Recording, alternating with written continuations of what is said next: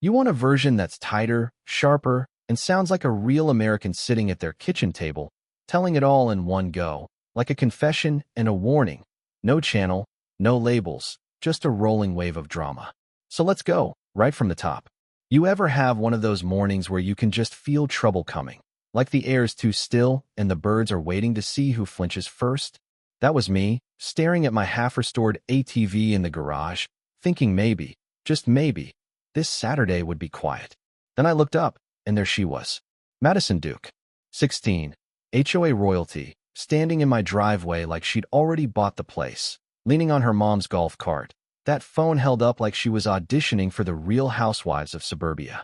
She smirked at me, the kind of smirk you only get after a lifetime of never being told no. Nice toy, Cole.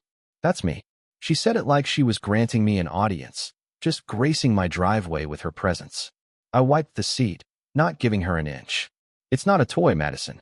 Her eyes flicked around, at the tool bench, the mower, and finally the little magnetic key box right by the door.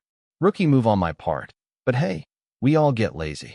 She recited some bogus bylaw about the driveway being common area, the kind of legal nonsense her mom, Karen Duke, the self-declared queen of the HOA, drilled into her. I stared her down and told her to leave.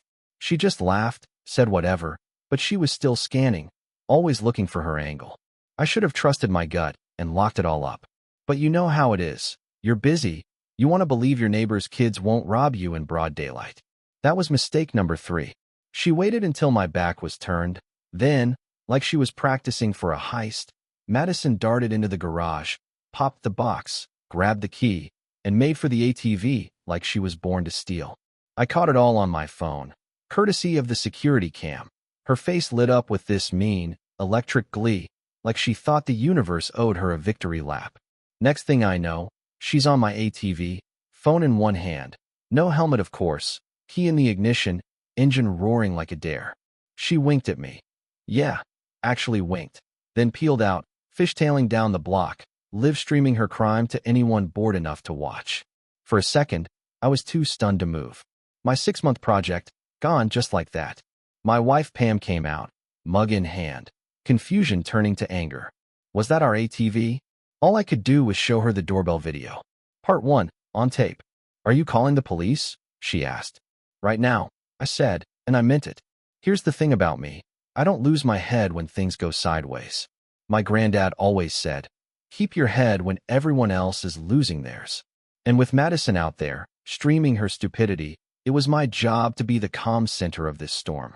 I called 911, synced my dash cam, gave the dispatcher a blow-by-blow. I'm not pursuing her, I said. I'm just keeping eyes. Pam's already downloading the garage video, tracking the AirTag I'd hidden in the ATV, because Pam thinks 3 steps ahead, which is why I married her. We watched Madison swerve, showboating for the camera, taking the roundabout so hard I thought she'd eat a patch of petunias. But she kept it together, barely. The Dukes ran the HOA like their own country club, rules for thee, not for me. And Madison was out here proving it for the world. Police boxed her in, should have been game over. But Madison, in full meltdown, jerked the handlebars, cut down Willow Creek Lane, a street thick with kids and strollers and folks walking dogs. Suddenly this was real danger, not just property. She's evading, she's on a residential street, I told dispatch. I pulled over, let the cruisers blow past, and tried to breathe. All I could think was, this is how bad things happen. Karen Duke stormed up in her SUV, shrieking about harassment and legal action, waving her status like a shield. I showed her the video, her daughter, her golden child, on tape, breaking into my garage. Her face twitched, just for a second, and I saw it. She knew. Still, she tried to spin it, waved a piece of paper, some fake medical note with her own signature. Spontaneous seizure syndrome, she said, as if that excused grand theft and running from cops. The officer read it, handed it back, and just said, "Ma'am, this is not a legal document." You could almost hear her world cracking. That's when we heard the scream, the screech of tires, the crash from down the street, a sound that makes your blood freeze.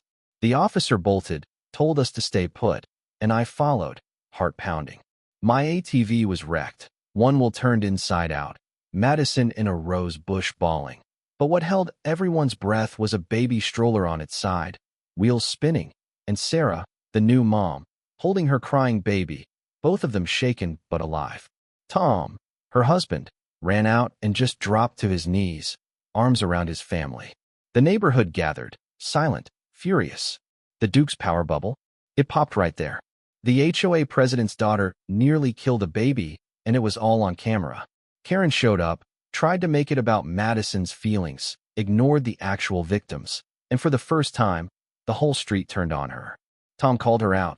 Your daughter almost killed my kid, and all you care about is yourself.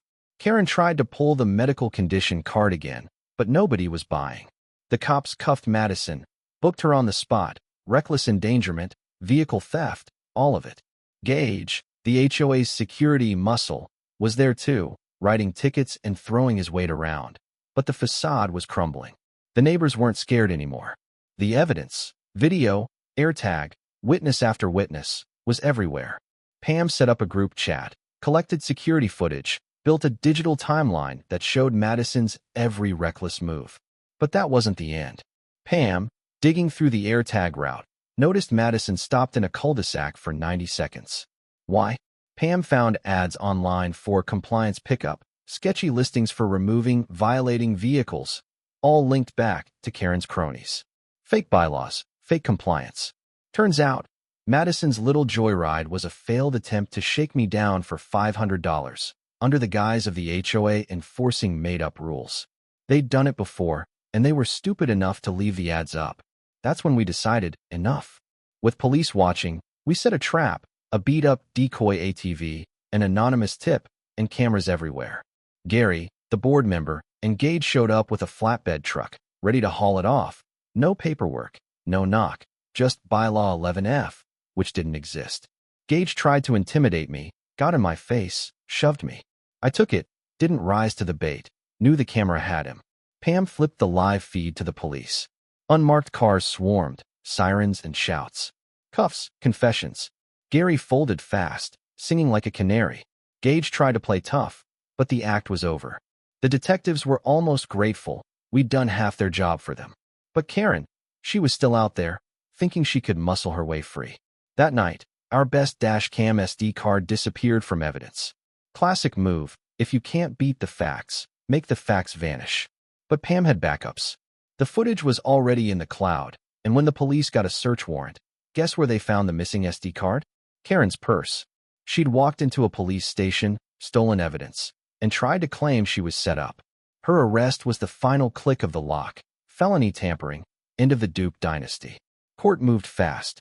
Madison, faced with a mountain of evidence and a near-miss tragedy, pled guilty, probation, community service, restitution.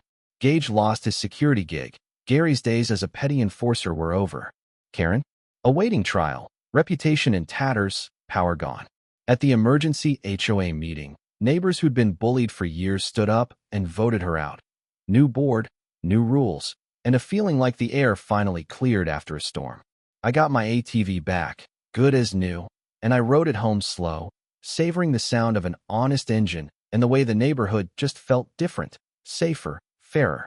Pam was waiting on the porch, and we both knew it. In the end, you don't beat bullies by shouting or out-cheating them. You beat them with proof, with patience, with a community that finally stops believing the story that anyone is untouchable.